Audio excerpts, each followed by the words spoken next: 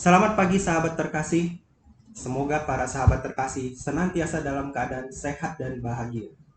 Pada kesempatan pagi yang berbahagia ini, kami Meta Training Center sangat senang bisa sharing tentang sebuah topik pajak yang sedang ramai diperbincangkan oleh karyawan berbagai perusahaan mengenai natura dan kenikmatan yang dikenai pajak. Benarkah demikian? Mari kita kupas tuntas dengan topik perlakuan pajak atas natura dan kenikmatan serta dampaknya. Baiklah, pembicara kami Ibu Wahyuni Lestari akan memulainya sekarang.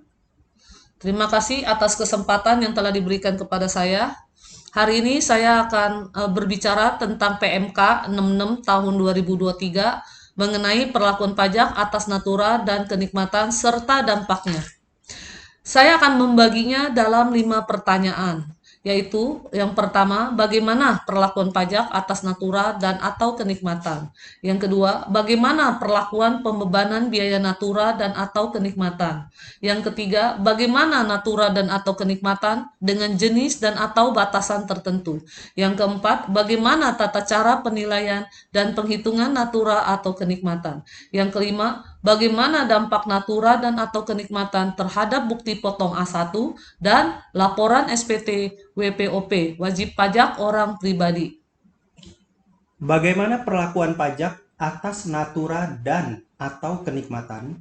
Berdasarkan ketentuan terbaru, yaitu Undang-Undang HPP, Harmonisasi Peraturan Perpajakan, Undang-Undang Nomor 7 Tahun 2021, Pasal 4 Ayat 1 huruf A, natura atau kenikmatan merupakan objek pajak bagi penerima, kecuali atas yang satu, penyediaan makanan, bahan minuman, dan minuman bagi seluruh pegawai. Dua, natura dan atau kenikmatan yang disediakan di daerah tertentu.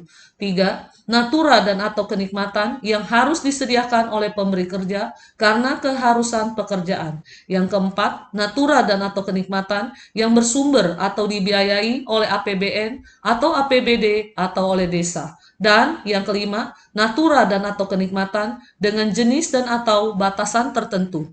Berdasarkan pasal 6 ayat 1 huruf N, biaya natura atau kenikmatan dapat dibiayakan sepanjang memenuhi syarat 3M.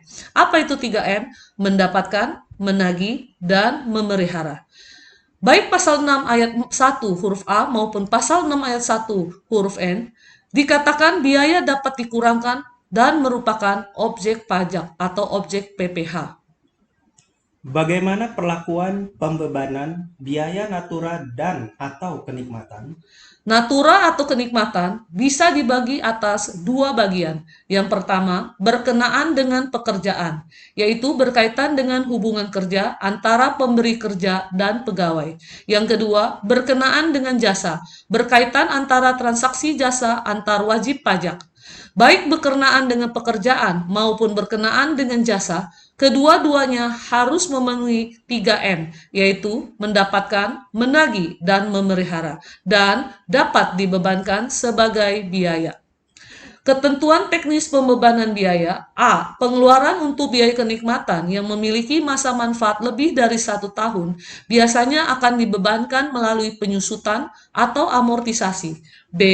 Pengeluaran untuk biaya natura dan atau kenikmatan yang memiliki masa manfaat kurang dari 1 tahun atau sama dengan 1 tahun dibebankan pada tahun terjadinya pengeluaran. C. Pemberi kerja atau pemberi penggantian atau imbalan melaporkan biaya natura dan atau kenikmatan dalam SPT tahunan PPh. D. Ketentuan sebagai pengurang penghasilan bruto berlaku sejak tanggal 1 Januari 2022 bagi pemberi dengan tahun buku 2022 dimulai sebelum tanggal 1 Januari 2022. Awal tahun buku 2022 bagi pemberi dengan tahun buku 2022 dimulai tanggal 1 Januari 2022 atau setelahnya. Bagaimana natura dan atau kenikmatan dengan jenis dan atau batasan tertentu? Natura dan kenikmatan termasuk di dalam negatif list. Batasan dapat berupa kriteria penerima dan atau nilai. Batasan kenikmatan dapat berupa kriteria penerima, nilai dan atau fungsi. Selisih lebih nilai natura atau kenikmatan yang diterima dikurangi batasan berupa nilai tertentu merupakan objek pajak. Dengan rincian, saya akan uraikan satu persatu, jenisnya apa, batasannya bagaimana. Baiklah, satu, bingkisan dari pemberi kerja antara lain berbentuk bahan makanan, bahan minuman, makanan dan atau minuman dalam rangka hari besar keagamaan meliputi Hari Raya Idul Fitri, Hari Raya Natal, Hari Suci Nyepi, Hari Raya Waisak, atau Tahun Baru Imlek. Batasannya adalah diterima atau diperoleh oleh seluruh pegawai. Yang kedua, bingkisan dari pemberi kerja yang diberikan selain dalam rangka hari raya keagamaan sebagaimana dimaksud pada angka 1. Batasannya adalah diterima atau diperoleh pegawai dan secara keseluruhan bernilai tidak boleh melebihi 3 juta per pegawai per tahun pajak. Nomor 3, peralatan dan fasilitas kerja yang diberikan pemberi kerja kepada pegawai untuk pelaksanaan pekerjaan antara lain komputer, laptop, atau telepon selular, serta penunjangnya seperti pulsa dan sambungan internet. Batasannya adalah diterima atau diperoleh pegawai dan menunjang pekerjaan pegawai. Nomor 4, fasilitas pelayanan kesehatan dan pengobatan dari pemberi kerja. Batasannya adalah diterima atau diperoleh seluruh pegawai dan diberikan dalam rangka penanganan 1. Kecelakaan kerja, 2. Penyakit akibat kerja, 3. Kedaruratan penyelamatan jiwa, atau 4. Pengobatan lanjutan sebagai akibat kecelakaan kerja dan atau penyakit akibat kerja. Yang kelima adalah fasilitas olahraga dari pemberi kerja. Selain fasilitas olahraga, golf, pacuan kuda, balap perahu bermotor, terbang layang, dan atau olahraga otomotif. Batasannya diterima atau diperoleh pegawai secara keseluruhan bernilai tidak lebih dari 1,5 juta per pegawai per tahun pajak. Yang keenam, fasilitas tempat tinggal dari pemberi kerja yang bersifat komunal dimanfaatkan secara bersama-sama antara lain mes, asrama, pondokan, atau barak. Batasannya adalah diterima atau diperoleh pegawai. Yang ketujuh, fasilitas tempat tinggal dari pemberi kerja yang hak pemanfaatannya dipegang oleh perseorangan atau individual antara lain apartemen atau rumah tapak. Batasannya diterima atau diperoleh pegawai dan secara keseluruhan bernilai tidak lebih dari 2 juta per pegawai per bulan. Yang kedelapan, fasilitas kendaraan dari pemberi kerja. Batasannya adalah diterima atau diperoleh pegawai yang tidak memiliki penyertaan modal pada pemberi kerja dan memiliki rata-rata penghasilan bruto dalam 12 bulan terakhir sampai dengan 100 juta per pegawai atau per bulan dari pemberi kerja.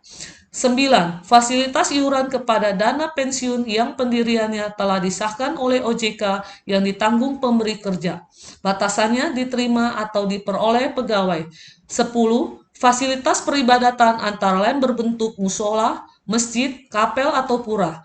Batasannya diperuntukkan semata-mata untuk kegiatan peribadatan. 11. Seluruh natura dan atau kenikmatan yang diterima atau diperoleh di tahun 2022. Batasannya diterima atau diperoleh pegawai atau pemberi kerja. Contoh A, batasan nilai bingkisan. Ya, diberikan contoh supaya ada angkanya dan untuk memudahkan pemahamannya. Baiklah, selama tahun 2024, PT BC memberikan bingkisan kepada Tuan BZ selaku pegawainya dengan perincian pemberian sebagai berikut. A. Tanggal 20 Februari 2024 diberikan bingkisan dalam bentuk bahan makanan dan bahan minuman dalam rangka Tahun Baru Imlek senilai Rp500.000. B. Tanggal 19 Maret 2024 diberikan bingkisan berupa seperangkat peralatan rumah tangga dalam rangka ulang tahun perusahaan senilai 1 juta. C. Tanggal 18 Juni 2024 diberikan bingkisan berupa sebuah televisi dalam rangka apresiasi kinerja senilai 4 juta. D. Tanggal 19 Agustus 2024 diberikan bingkisan berupa sebuah oven gelombang mikro dalam rangka apresiasi kinerja senilai 2 juta. Kalau kita perhatikan permasalahan atau bingkisan-bingkisan yang diterima, kita lihat Februari bingkisannya 500.000. Akumulasi nilai bingkisan 500.000. Batasan nilai bingkisan yang dikecualikan dari objek pajak adalah 500.000. Kebetulan antara nilai bingkisan dengan batasan nilai bingkisan yang dikecualikan dari objek pajak sama-sama 500.000. Sehingga tidak ada nilai bingkisan yang dikenakan atau yang dikenai objek PPh. Maret, nilai bingkisan 1 juta. Akumulasi nilai bingkisan adalah 1 juta. Kemudian Juni, nilai bingkisan 4 juta. Akumulasinya 1 juta ditambah 4 juta sama dengan 5 juta. Batasan nilai bingkisan yang dikecualikan dari objek PPh hanya 3 juta rupiah. Sementara akumulasi nilai bingkisan adalah 5 juta. Oleh karena itu, 5 juta dikurangi 3 juta, 2 juta merupakan nilai bingkisan sebagai objek PPh. Kemudian di bulan berikutnya, yaitu bulan Agustus, nilai bingkisan adalah 2 juta. Akumulasi bingkisan dengan sebelumnya 5 juta menjadi 7 juta. Sedangkan batasan nilai bingkisan yang dikecualikan dari objek pajak tadi hanya 3 juta dan sudah terpakai habis. Oleh karena itu, nilai bingkisan sebagai objek PPh tinggal kena lagi adalah 2 juta. Contoh B1, batasan nilai penghasilan pegawai yang berhak pengecualian fasilitas kendaraan. Tuan JD merupakan manajer eksekutif yang telah bekerja selama 4 tahun di PT JO. Tuan JD tidak memiliki penyertaan modal pada PT JO.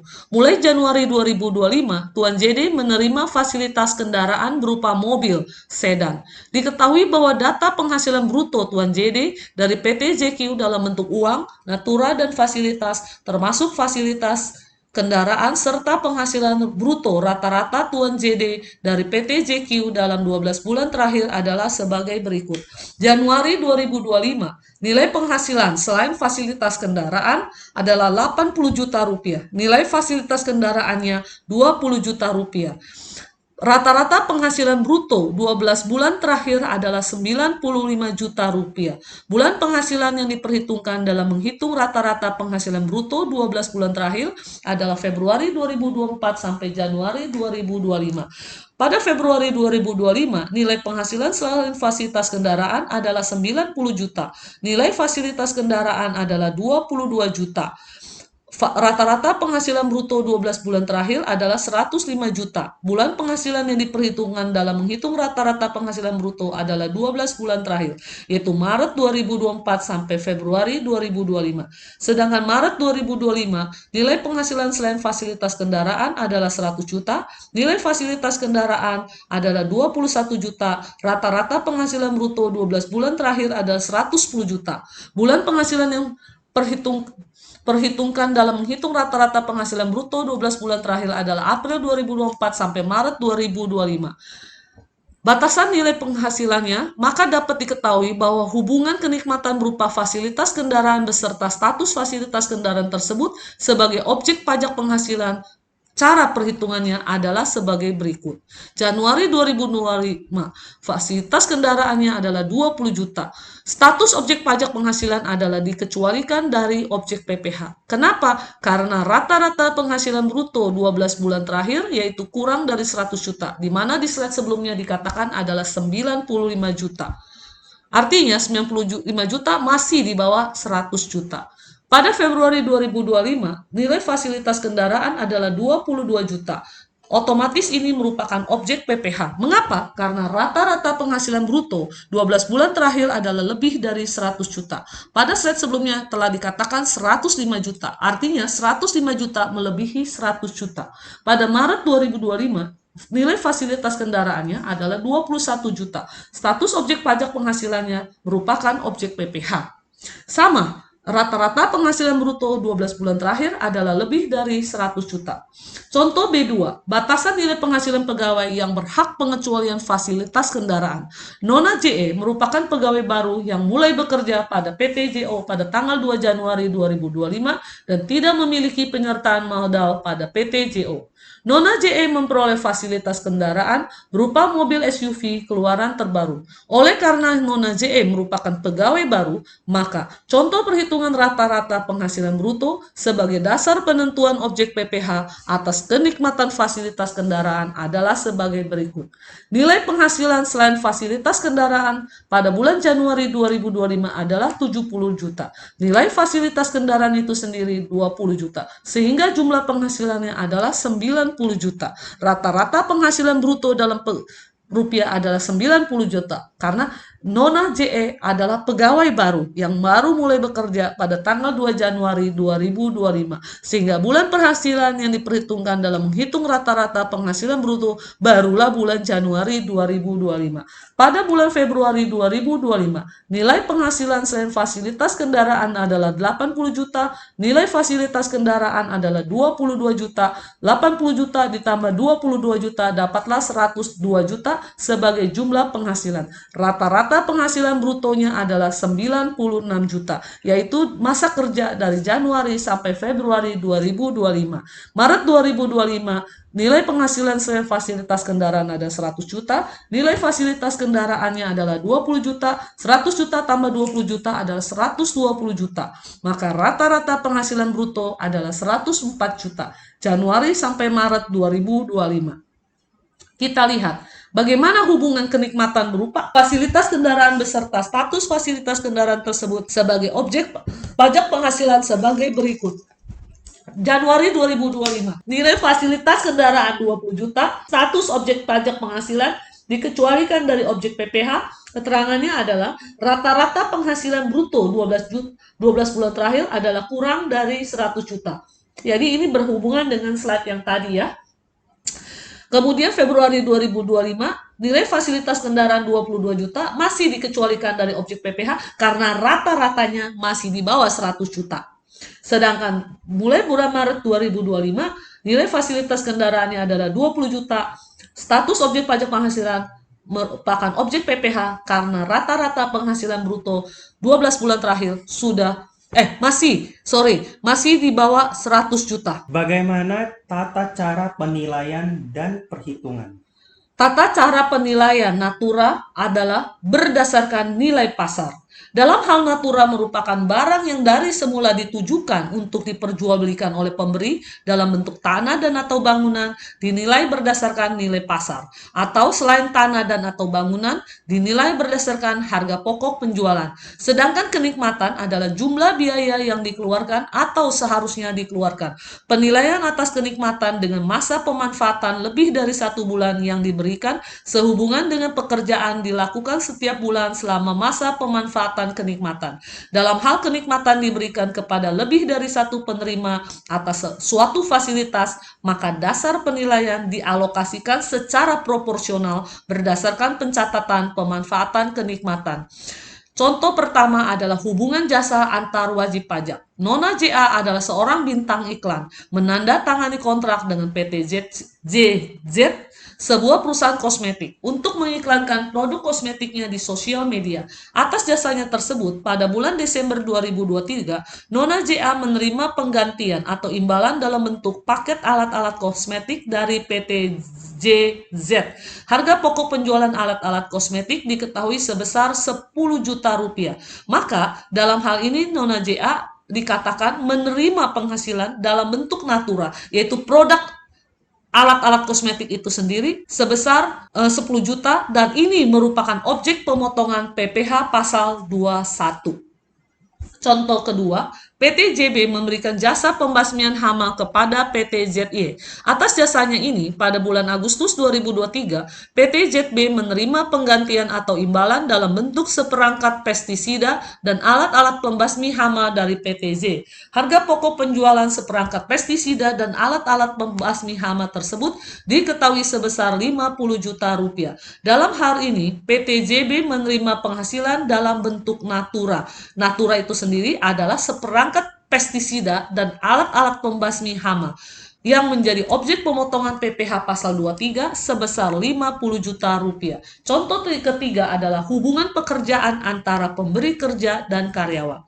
Pada bulan September 2023, PT ZC memberikan fasilitas apartemen kepada Nyonya ZX selaku pegawainya. Apartemen tersebut disewa PT ZC dari pihak ketiga secara bulanan. Selama bulan September 2023, biaya-biaya terkait fasilitas apartemen tersebut yang dikeluarkan PT ZC terdiri dari 1. Biaya sewa apartemen sebesar 50 juta, 2. Biaya pemeliharaan lingkungan sebesar 15 juta, biaya utilitas, tagihan listrik, air, dan internet sebesar 10 juta, maka total biayanya adalah 75 juta rupiah. Fasilitas tempat tinggal dengan hak penggunaan dipegang oleh perseorangan atau individual dikecualikan dari objek PPh sepanjang bernilai secara keseluruhan tidak lebih dari 2 juta per pegawai per bulan. Nah, kalau kita lihat pada slide yang tadi di awal itu ada dikatakan bahwa batasan nilainya adalah 2 juta per pegawai per tahun pajak atau per bulannya.